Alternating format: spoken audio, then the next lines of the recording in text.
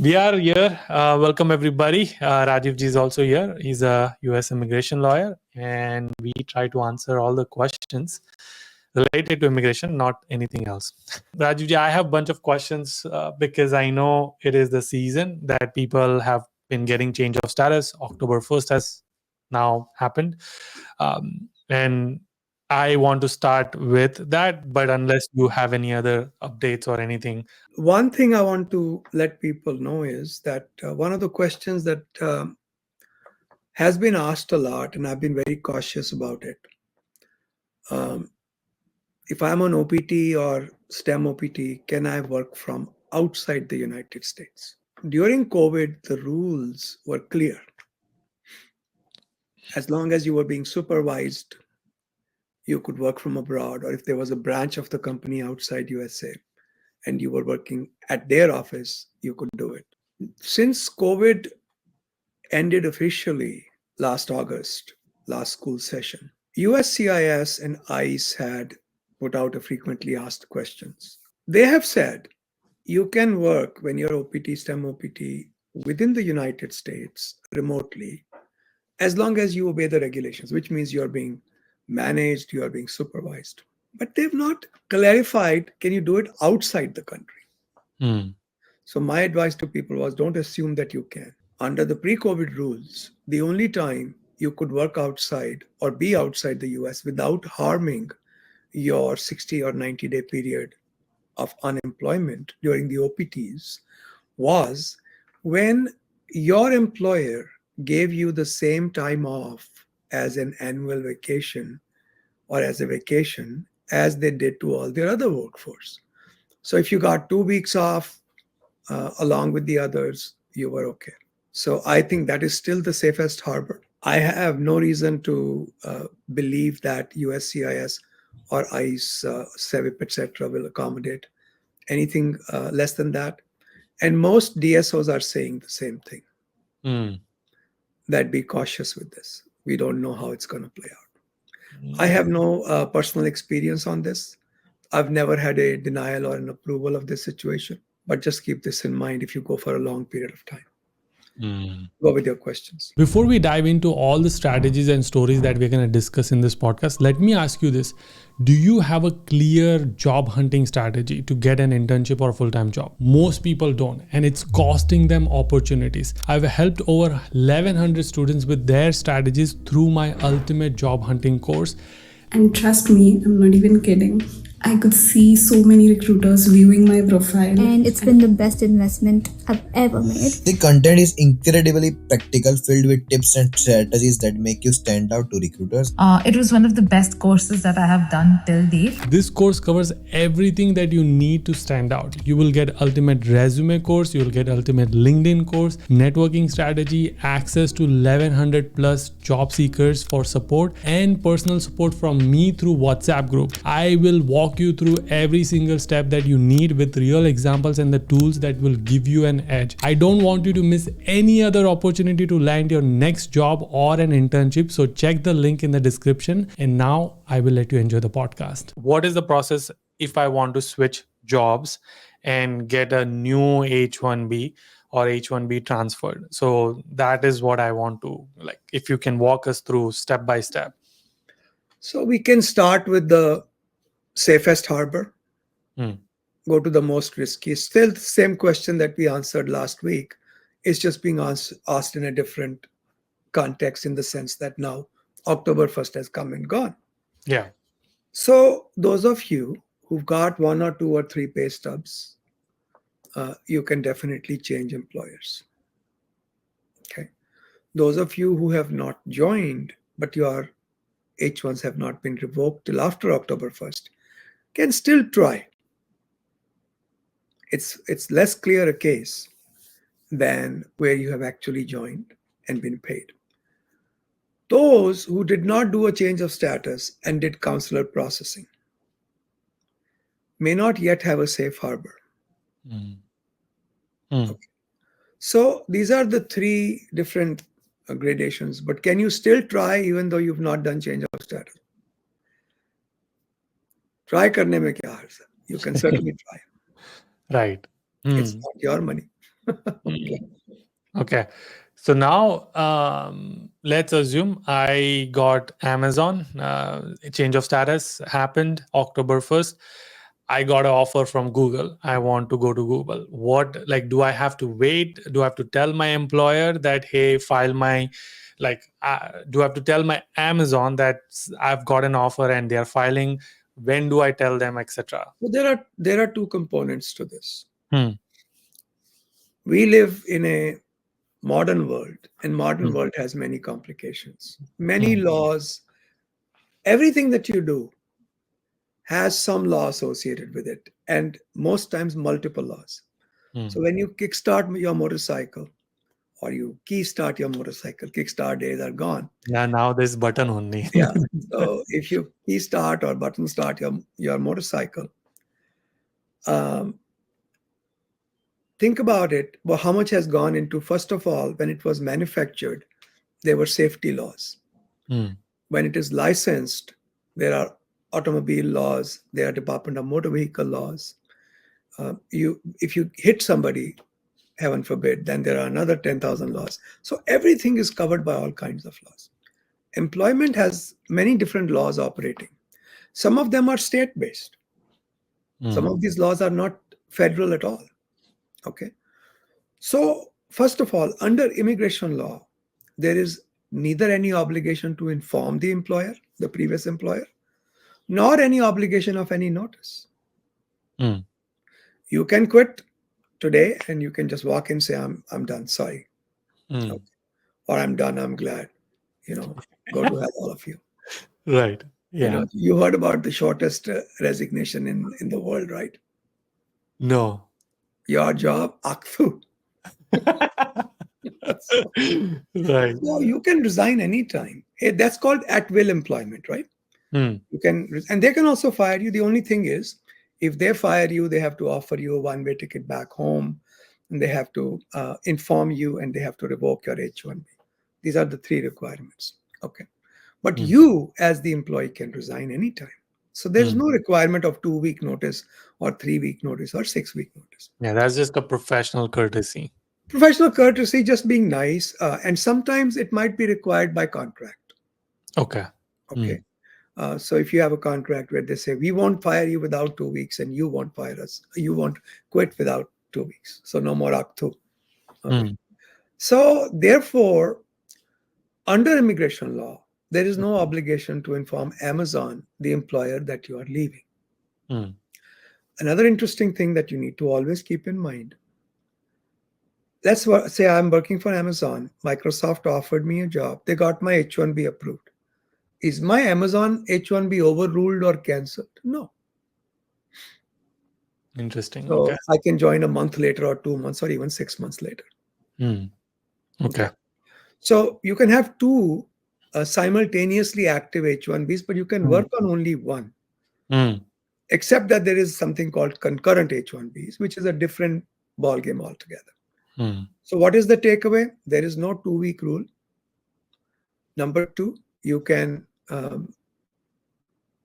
what was the second point we mentioned? I kind of lost track of that for a moment.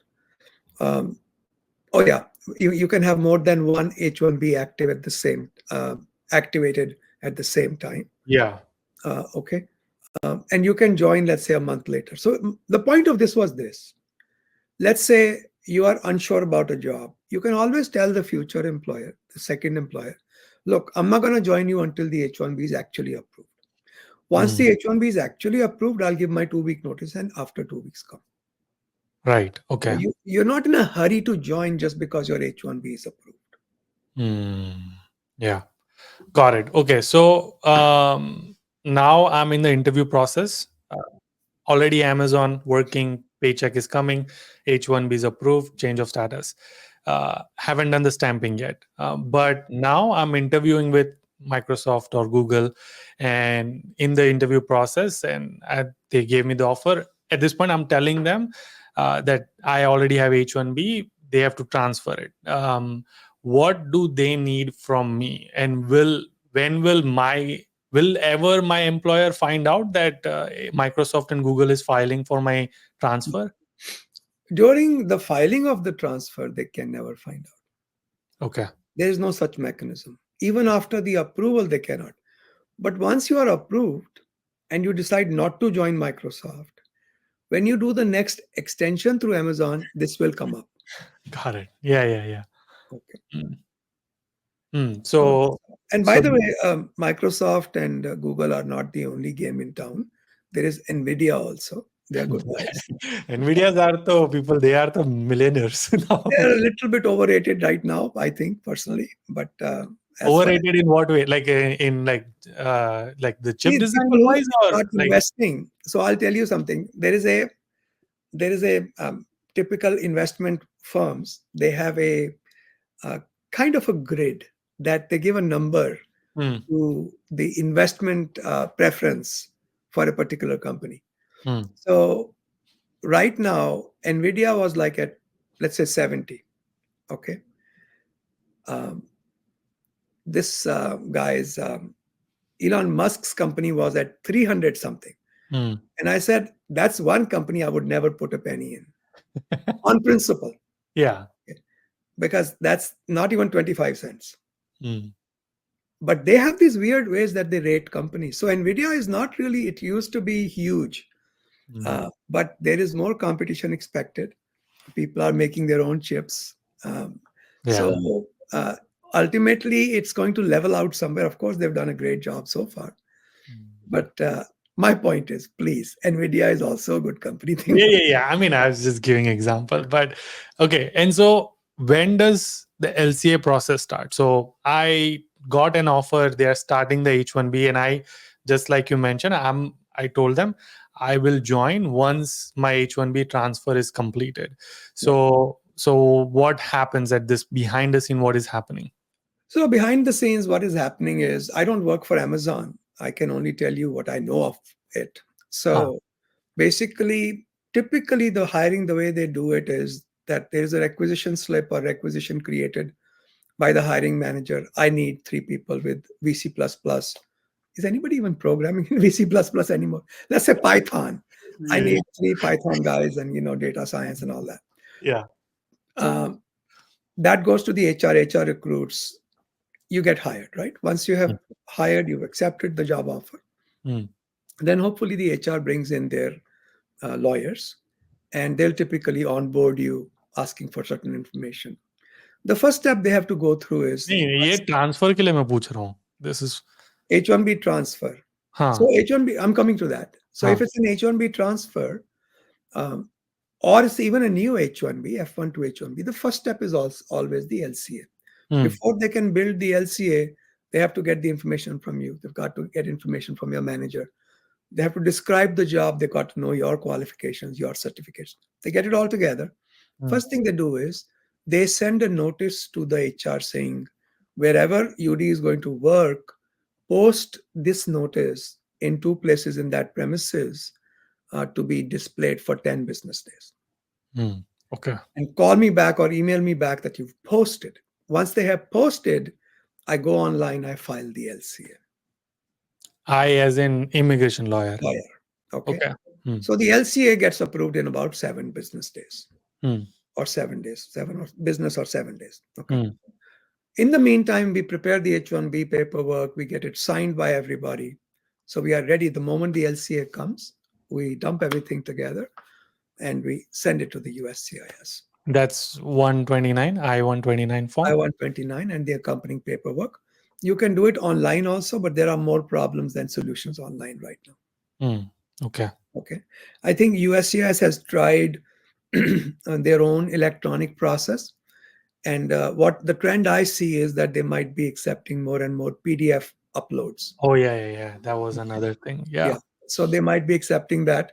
And that makes sense because reading a PDF field these days is as easy as electronic submission. So there's no reason not to do it. Especially if you use their forms, they're already locked. And the field names and all can all very easily be mapped to their databases. So that makes a lot of sense. And they should have done this earlier rather than creating a whole system. But anyhow, that's the way it is going. And today there was also a notice from Department of Labor. They have their programming API.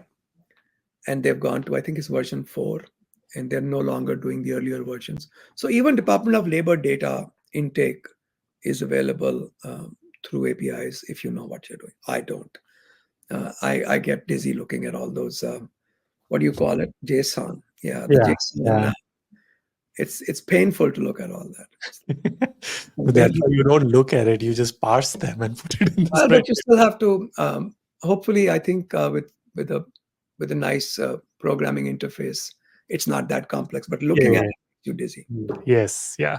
Okay. So LCA is posted 7 days, 7 to 10 days, gets approved by Department of Labor. You now have I-129 that you fill all the information, you file it. Now, how long does it take?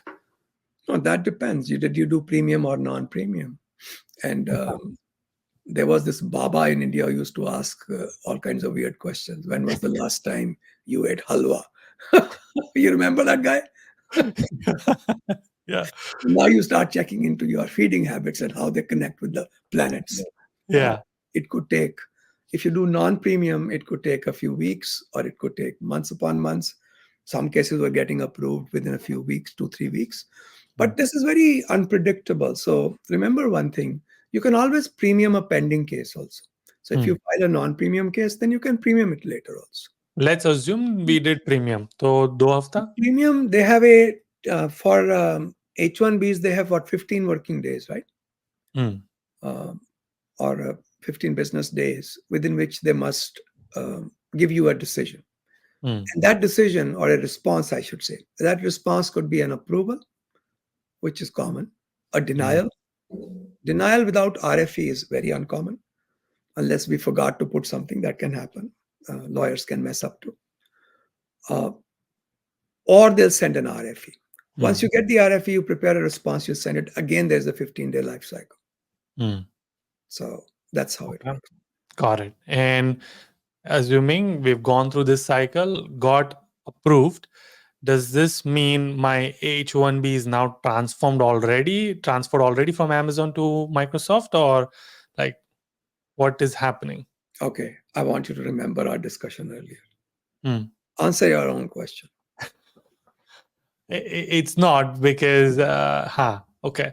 So even though it says this is approved, doesn't mean you're obliged to leave and go right away.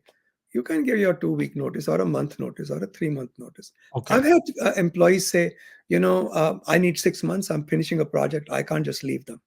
And I actually appreciate that. I admire that. So many employers might be able to give that latitude. So joining them right upon approval is not a necessity. No panic. Okay.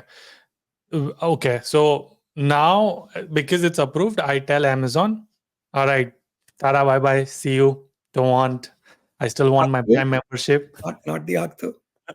Yeah, no, not that. And then I go to Microsoft, and at this point, I'm starting to work for Microsoft.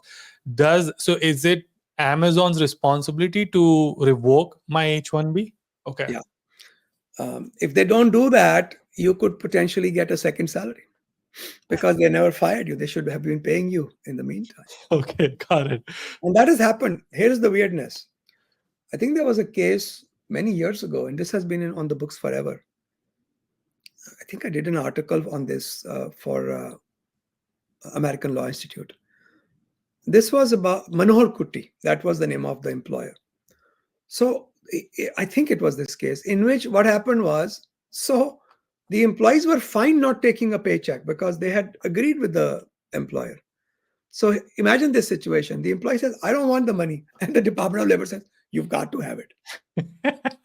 So they gave them checks. Now you deposit them, not deposit them, because if you don't deposit, it goes to the Department of Labor. It doesn't stay with the employer. So you can actually have a situation where the employer is okay not paying, employee is okay not taking money. The Department of Labor says, no, that's not the law. You have to be paid. If your case has not been revoked, you should be paid. So revocation is required. Now here's another weird thing. The law also says, let's say that Amazon was sleeping on the job, their lawyers were sleeping on the job. They didn't revoke the H1B. 6 months later, you go to Microsoft and you go up through your job. I don't want to work here. you can go right back to Amazon. Mm. Because that case was never revoked. So that visa is still active. Mm. That Gotcha. happens more frequently than you would imagine. Got it. And this is regardless of stamping. Yeah, regardless, as long as you had change of status before. Hmm. Ha. Now, here is the interesting thing. So what if you gave them 2 weeks notice and you left, but you found out very quickly, I don't like living in Seattle, too much rain. I'm going back to Florida. Okay. Mm. You could actually do that, because if they have not revoked, you could just turn right back a few weeks later, a few months later. As long as they are willing to take you back. But yes, the visa wise, it's there. Yeah. As long as you didn't punch your manager in the face when you left. Who knows? They people like you, and they might will. It's interesting how much difference a good manager makes. Yeah, it is. Yeah, 100%. Both in your desire to go to work Yeah, and in your performance. yeah. That's why everyone reports not to you. I have been told, Rajiv, you will not talk to my team without my presence. Right. See, Yudi, here's my problem. You have only one job. This is your job, to prepare this paperwork. There is no reason for you to do it with all your heart. Think about preparing the case like you're doing it for your own brother or sister. All of a sudden, your performance level changes. And someone says, well, that's very unrealistic. Things don't work out like that. That's the value at it. And if you can't do that, there's the door. Yeah, that's why Sumanji is managing the team. I think I'm too far right. Yeah. in my work politics. Okay, and so now at this point, I've gotten to Microsoft, told Amazon their responsibility. Now यार शादी करवाऊं तेरी मैं अब. हाँ नहीं एक last है कि अभी स्टैंपिंग के लिए जा रहा हूँ. Will they ever ask me about these things कि Amazon क्यों छोड़ा है ना? It is very easy to deal with interviews if you remember 3 things. Always remember 3 things. One is written on your currency notes in India already. If you are an Indian, Satyamev Jayate. Always tell the truth. Satyamev Jayate. Okay. You tell the truth, you get into trouble. There's a million ways we can bail you out. You get caught in a lie, it's a permanent bar from entering the US. You can never come back. Only one waiver, 212D3, which is a lousy waiver. Okay. First rule. Second rule, it is okay for you to say, I don't know or I don't remember. This is not a viva voce. This is not a school exam. Okay. And third thing, if a question is so weird and you just can't understand it, you ask them to clarify it. So tell the truth, say I don't know, I don't remember, and ask for clarification. Those are the 3 rules. Now, if they ask you, tell the truth. Got it. What the truth is. Because whatever you have done is perfectly legal. Lawyers will advise you. Contrary to popular belief, most lawyers in this country are extremely ethical. Okay. People like to do things by the book, because even from a practical perspective, a lawyer's need to keep his license or her license is far more important than trying to, in that one case, try to find ways around the law. It's a lot easier for us to just be honest and be truthful. So number one, lawyers are very ethical, and experienced lawyers are quite competent. I won't say that about inexperienced lawyers. And experience, in my view, in our firm, for example, unless you have been working in immigration law with us for 10 years, you are not allowed to advise clients without checking with me first. It's not that you're not competent. It's just that we want to make sure you understand how we work and what are the things we look at. So therefore, it is important, whenever you are in this situation, whenever you are going to go for any kind of interview, that you should talk with your lawyers and take their advice, unless they advise you to lie. If they advise you to lie, run out of that office as fast as you can. Yes. Agreed. Okay, cool. Related questions. What about those who got selected, not visa stamp yet? What are their options to change employers? And what about those who got stamp but now both H1B selected employer planning to withdraw job offer. Wait, last one. Okay. So let's deal with what we do understand, right? First, you got selected, not visa stamp.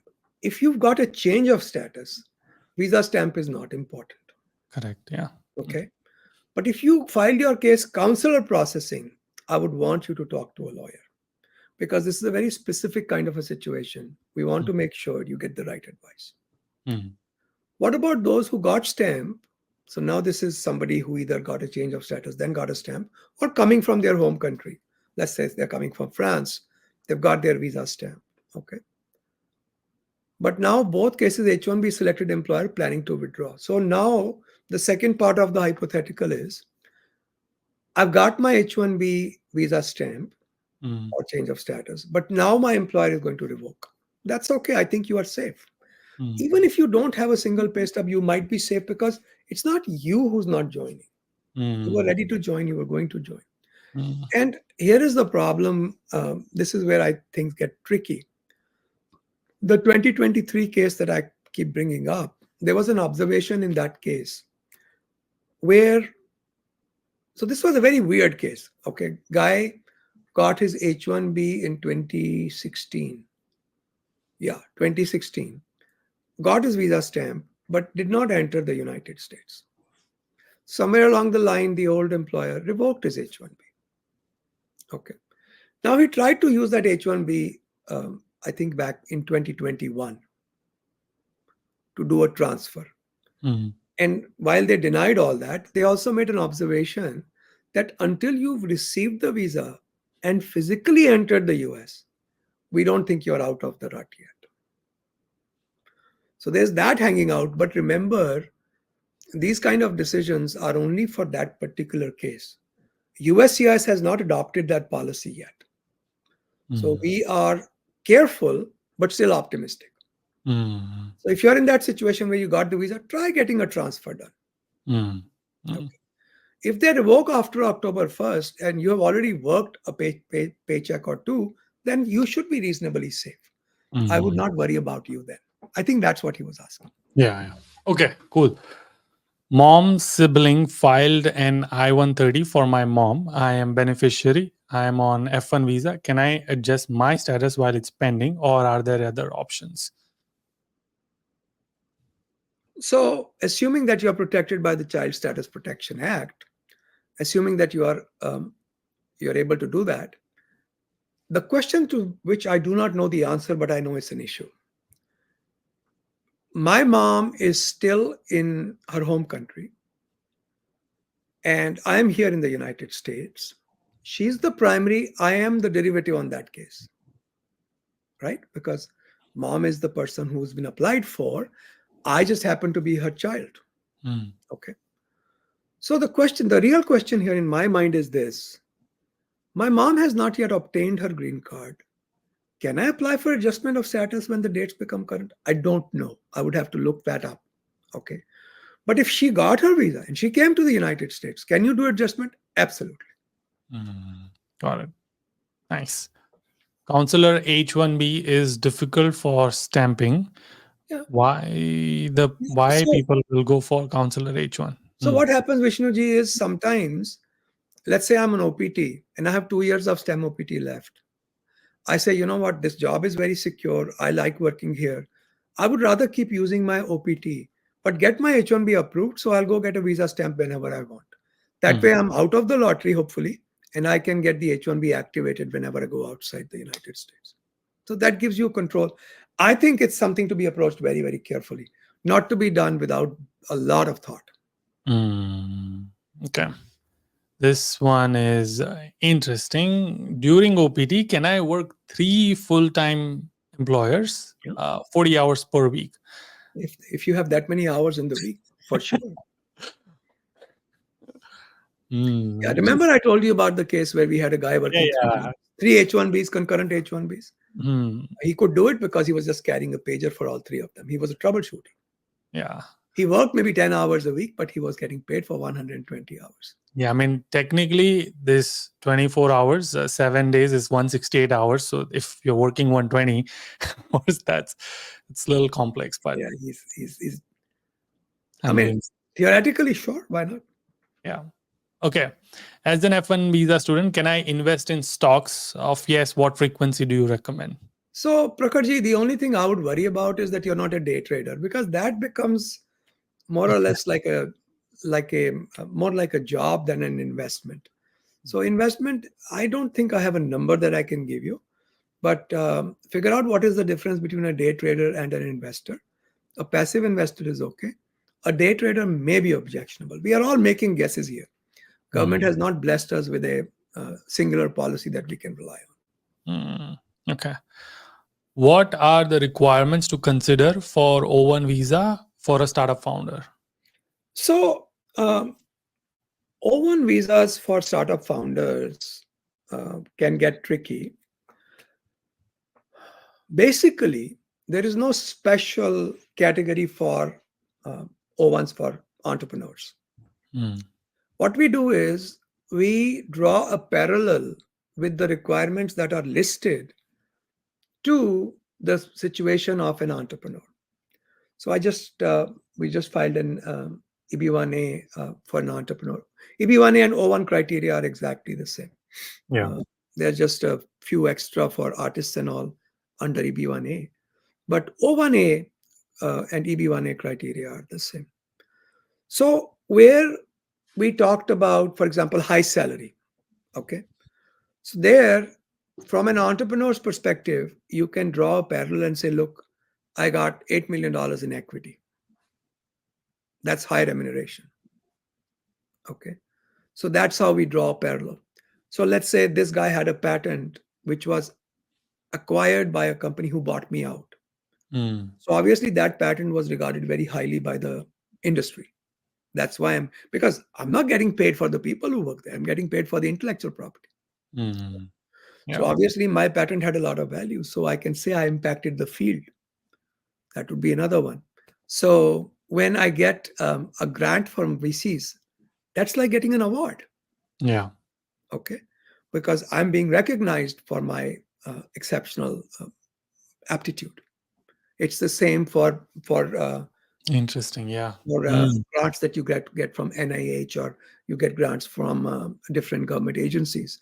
We can draw a parallel there also. If you're a principal investigator in an academic setting, we just did an O1 successfully, in which our young man, he was a named investigator in, I think, 8 or 10 grants, and he was a PI in 3 or 4 grants. He's very young.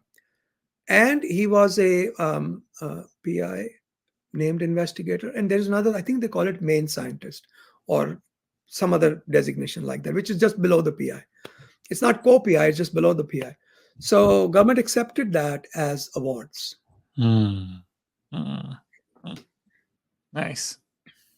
Okay. If my research paper has been accepted in a conference happening in United States, what visa should I apply for, and how long does the visa permit me to stay in United States, and how hard is it to get this visa? So Sayedji, that depends upon the mood of the visa officer, how you present yourself, what your But which visa? Like, is it B1, B2? I'm getting there. There. Okay. Be patient. So the visa that is typically applied for that is B1. It's called business visa. Now here is what happens. Typically, when they stamp B visas, they do B1/B2, which means you are both a tourist as well as a business visitor. So you would apply for a B visa. If you were asked to give a particular designation, you will put down B1, but don't get nervous if they give you B1/B2. It's the same thing. How long can you stay? Typically, unless there is a reason for them to shorten it, at the airport, they decide how long you can stay. And typically it's 6 months. Nice. Okay. My H1B got approved and received approval notice. Since I got my H1B picked up after my 3 attempts are over, I enrolled in B1 CPT and my H1B got selected without RFE. Nice. May I know if I can drop out instead of enrolling for the next semester? I will be getting STEM my next month. Yeah, absolutely. And if you go and they ask you at the consulate, why did you enroll into CPT? What would be your answer? My answer would be I needed work authorization. And this was allowed, this was legal. So I did it. Wait, would you say that? Like that? Absolutely. Remember, I told you the truth, nothing but the truth. Interesting. Okay. I think that's not illegal. It's everything is legal. Okay. What is the best option if someone on H1B visa is planning to get married next year in India and wants to bring their wife on a dependent visa? How should they proceed, considering it's also the first time I will be getting my H1B visa stamp? Just, get married and apply for H1, H4 through the normal consular process. There's no special ceremony you have to go through in order to get an H4, as long as the marriage is legal. Now, we had a very interesting situation where a guy was married to his first cousin. Okay. Wow. Now, that's allowed in many communities in India. Yeah. Even in Muslim communities, that is quite common. Okay. Mm. But here in USA, he got the H1B, but then they realized that he was going to go to, I don't remember which state, California, let's say. And the consular officer said, sorry, I have to cancel the visa because it's illegal for you to be getting an H4 for a first cousin wife in California, because that's the law. So he did a lot of research, came back to us, asked us, what is the solution? I said, just move to a state. You can work remotely. So just move to a state where this is legal. So in Florida, it is legal. So he moved to Florida. How interesting. That's how he got his visa. I thought California was more liberal, but no. No, liberal. I mean, I don't think it's a matter of liberal or conservative. I think there was something like that in New Jersey also. I think you can do it in New Jersey, but you can't do it in Pennsylvania, or you can do it in Pennsylvania. There's something like that, because I had a case like that many years ago, almost 30 years ago. Interesting. Yeah. All right. What time limit that USCIS don't reuse old biometrics when I reapply for the new I-1 So 485? this was, this whole history of biometrics started about 15 years ago. We had sued the government in a class action. I was planning to be the class counsel, but before the class was certified, the court said, okay, you can ask USCIS whatever questions you want. So that's called depositions. So I took the depositions of USCIS officers. I called some of their top bosses and I asked them this question, same question. I said, in those days, what you know what they used to do? Every time you went for employment authorization, they would ask you to come in, do your fingerprints, do your biometrics, charge you again. And they kept doing that every 6 months because your papers will expire. And you could have 485 sitting around for 4 or 5 years. Okay, so I asked him, I said, Mr. Johnston, can you explain to me, why do you keep fingerprinting me every 6 months? My fingerprints never change. They are lifelong, right? Well, we have no way of preserving your fingerprints. They couldn't even keep I said, you can keep the cards. What's so difficult about that? If you can't digitize them, you can keep the cards. So anyhow, that's where it started. Now, the answer to this question, over a period of time, the government has learned that there is really no need for us to be so wasteful. So they try to reuse the biometrics as many times as they can. Fingerprints should never expire, at least in theory. Okay. They might have to run the fingerprints again, so that if you've been a bad boy, the FBI check will reveal that. If you've been robbing banks and creating mayhem in the streets, we'll find out. If you've not been doing that, technically the biometrics should never expire. And even in consulates, they are reusing the biometrics. If you've been fingerprinted all 10 fingers, they actually reuse your biometrics. So I don't know how long they last. Theoretically, it should last forever. But pictures and all, they might have to take again. Yeah. Okay. For December graduate students, do they only get 2 chances for lottery, since lottery is in the first half of the year? Yeah. Well, that's an incorrect question. You have unlimited chances of lottery. Your question is within the life of my OPT, how many chances I get? That's a different question. Okay, But so that depends. thin, no? So he still gets 3. If the Well, company, it's every March, right? March, April. That's when we have our lottery. yeah, So how many Marches, Aprils you get? You do the math. I am not good at math. 3, right? 3. I mean, if you have OPT and STEM extension, so you will technically. People who have a problem are those whose. What if my OPT is expiring in January? Okay, so I तो did भी 1 तो है. March, I did 2nd March. 3rd March and उसके बाद वाला January. So that should be okay, right? And Yeah. if it's expiring in December, I got the 1st March within the December. I got the 2nd March, and I still got the 3rd. I don't know why. Onkarji, I'm confused. Yeah, because most people don't end up getting the job in January. Like they end up getting job in February, March, and most company don't want to do it. Then they like, we will see how you perform and then do it. So that's the big disadvantage. But technically, you get 3 chances. I don't do numbers. The only time numbers make sense is if you put dollar signs in front of them. Yes. Okay. Does USCIS still conduct interviews for adjustment of status with EB2 national interest waiver? Not necessarily, because what had happened, Shabab Saab was, is it Shihab? Shihab. Shihab Saab was that during Trump administration, they started interviewing everyone.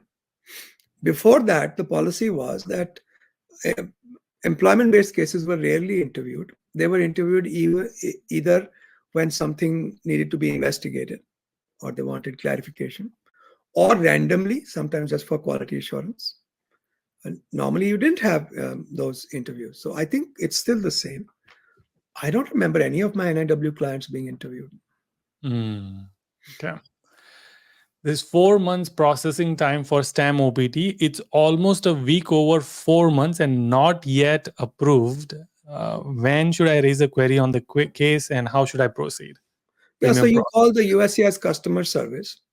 You put in your inquiry and also open a case with the USCIS Ombudsman's office. I should say Department of Homeland Security Ombudsman's office. Because if enough students complain, it goes in their report. They make an annual report to Congress about where USCIS is screwing up time and time again. Enough people complain, it goes in the report. Yeah. But should they do premium processing if the question? I normally do advise people to premium. Yeah. Okay. Yeah. All right. Could you please help me understand options for bringing my chacha to the USA? He was on a green card but was diagnosed with multiple sclerosis. He has been bedridden and living in India for the last 12 years. Have been taken care of my family and a caretaker. What are the possible steps for him bring him back in the United States? It's very difficult to recover that green card. It's been gone too long. You can try because the case is it's quite unique. This kind of a situation doesn't happen very often. Normally, you can't reacquire your green card. There's a process called SB1 or returning resident permit. So SB1 visa is given in very rare circumstances. If there's a very good explanation why you were outside USA for 1 year or more, thereby losing your green card. Now your chacha has been outside for 12 years. So it's going to be a tough get, but because the case is unique, you can try that. Try doing an SB1, one thing. When you do an SB1, you'll have to prove that he's got enough resources to not to draw upon government funding. MS is by itself not a banishing disease. It's not a disease based upon which you can be kept out, like AIDS, etc. Only contagious diseases or diseases that, such as schizophrenia, where you can harm US persons or property, are reasons to keep you out if they are uncontrolled. Okay, so you could try that. You could try SB1, returning resident permit. You can, of course, try what everybody else does. If he has family, does he have somebody close enough In relationship, they can sponsor. He's got $1 million lying around. You can do an EP5, 800,000, 800 some thousand. So same options as other people, but there's no special dispensation because you had a green card before. Okay. Can we extend our driving license while waiting for approval of H1B extension? Depends upon the state law. Mm. Some states have been quite amenable to giving you extensions because you have legal period of stay. But many states have said, oh, this is too complicated. We can't figure it out. If you don't have an I-94, we are not giving you a driver's license. Yeah. So Uber Zindabad. Even I get like only 5 years of extension. I do it. Uber or Lyft, by the way, I don't have any stock in Uber, guys. Yeah. If I'm not getting STEM extension from my company nor H1B, in that going with day one CPT option will be safe, or there will be consequences in future, and what points to be taken care while going for day one CPT route? The question is really boils down to, is curricular practical training safe and legal? So legal for sure, safe, yes and no. I always tell people, even though when in doubt, always tell the truth. But make this your truth, that you actually want to earn a degree or earn further education that helps you in your career. Right? So if you are a mechanical engineer and you do a master's in robotics, you are furthering your education along your own field. Okay. So I would say select a degree that actually furthers your career. And if you do that, I think you are reasonably safe. I still would not want to get an F1 visa stamp. I would not want to test that out. But if you can get CPT, then you get an H1B eventually. No problem. No impact on you. This year we did so many cases with the curricular practical training. We got a couple of RFEs, but they were normal RFEs like, is he maintaining status? Is he going to school? And if it's a weekend school, show us that he's been attending school. Things like that, which is normal, which happens to other students too. Okay. Can we travel if STEM OPT is still pending and still have the OPT time to return my OPT?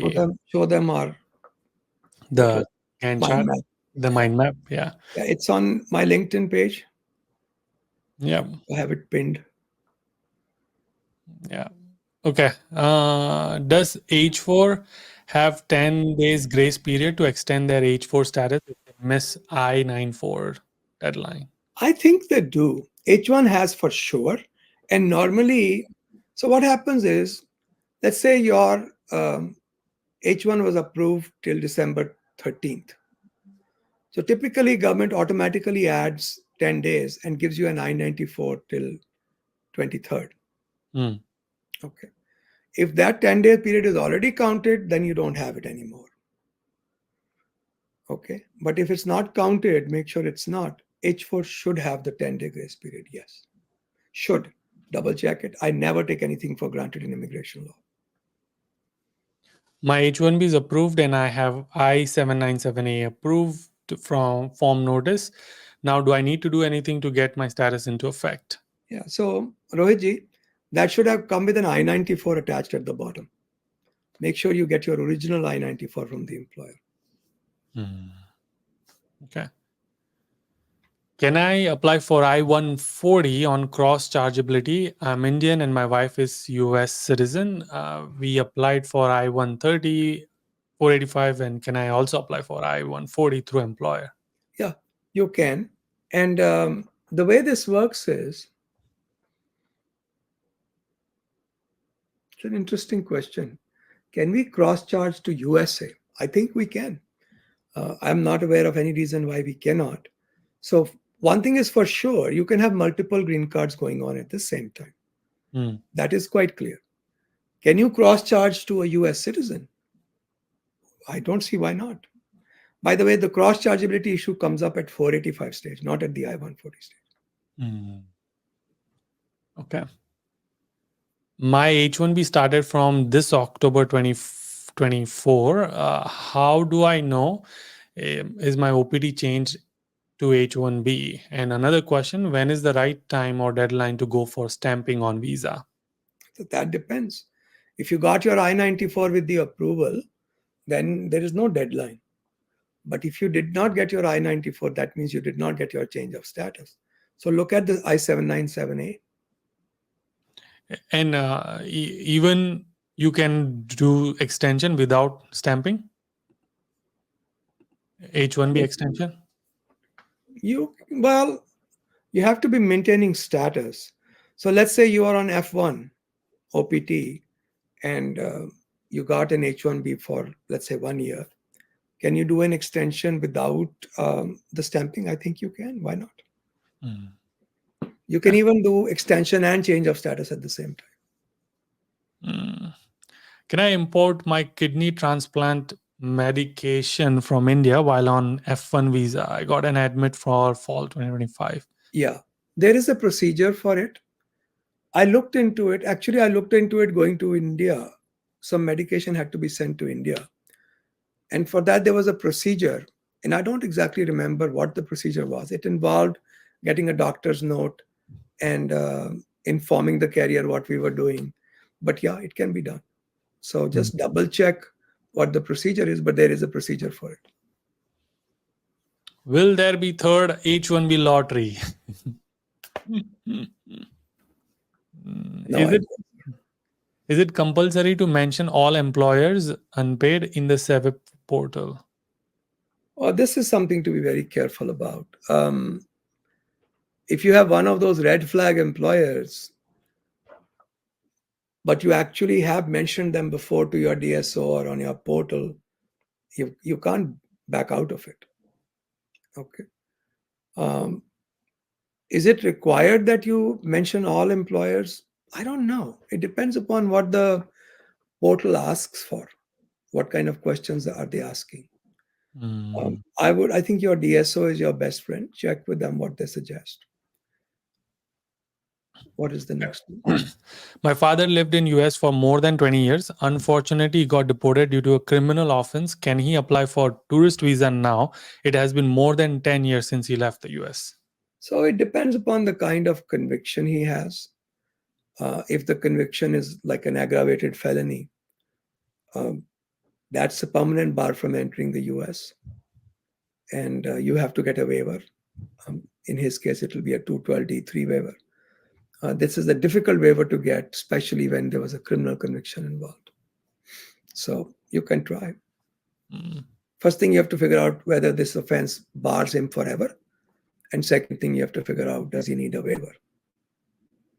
He may not need a waiver if it's a minor offense. I'm on F1 OPT visa. Can I start on own business and apply for a O1 visa while my H1B is in processing state? Well, if you are India born, that's almost certainly going to be a problem. But if you are born in a country other than India, the reason I said that was that your F1 has a limited life, right? What is the guarantee you'll get the O1? There's no guarantee, right? So because if you were born in another country, I would probably start your national interest waiver at the same time, premium processing. Okay. But if you were born in India, that's not really a good option. Yeah. How soon can parents visit again on tourist visa if the previous last stay was for 6 months? Different lawyers have different suggestions. I have found that for me, if you are in the US more than 6 months in any 12-month period, you could have a problem. So if you are here for 6 months, stay outside for a little bit over 6 months, then try coming back. Okay. I received a relocation bonus in my US account while on B2 visa. After switching from H1B visa, I've tried returning the funds, but the companies in India hasn't responded. Should I be concerned? Not a problem at all. Relocation bonus is a bonus. You didn't work for it. If you got a bonus, it's like a gift. You didn't work for it, right? At least not during the time you were in the United States, obviously. So from what you're telling me, it doesn't look like a problem. Nice. On EB1A visa, how many criteria is good to have on paper? Any suggestion on the count? But this is not a matter of numbers alone, Balaji, because we had a case in which we met 6 criteria out of 10. And we got an RFE denying all 6 criteria. And then we sent in a 400-500 page RFE response, and they approved the case. We don't know how many they accepted, but you could have 6 criteria and still get some kind of a kickback from somebody who's not even bothered to read the evidence. But the more the merrier. The more you have, the better off you are. Yeah. A minimum is 3, as you must know. But typically we go in with 4 or 5 with many cases. Sometimes we gone with 3. It depends upon the case. Cases that are being filed for the industry people rather than the academicians tend to have only 3 or 4, because you will not have a lot of publications, you will not have a lot of judging opportunities. So it's a little different. Depends upon the case. The more, the merrier. Nice. Okay. Last question, and then we'll call it. I saw your blog about on-campus employment plus part-time CPT during a fall or a spring semester. I clarified with my DSO, and she said it's legal. Is there an hourly limit on this? If you are consuming your OPT, so CPT is different, right? If you are consuming your OPT, there is a limit. दोनों on-campus part-time हो गया. Part-time CPT.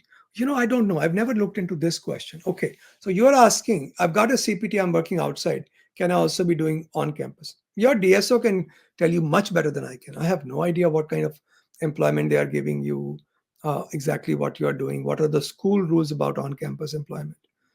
So talk to your DSO. If they say it's legal, go for it. I just had the follow-up question. Import kidney transplant medication. Will this affect my H1B or F1 visa? No, not at all. Yeah. Not at all. Cool. All right. Thank you, everybody. Next week, Wednesday, we will be back. And thank you, Rajivji. We'll talk soon. Sounds good, guys. Stay safe, everyone. Stay well. All right. Wait, Rajivji, don't leave.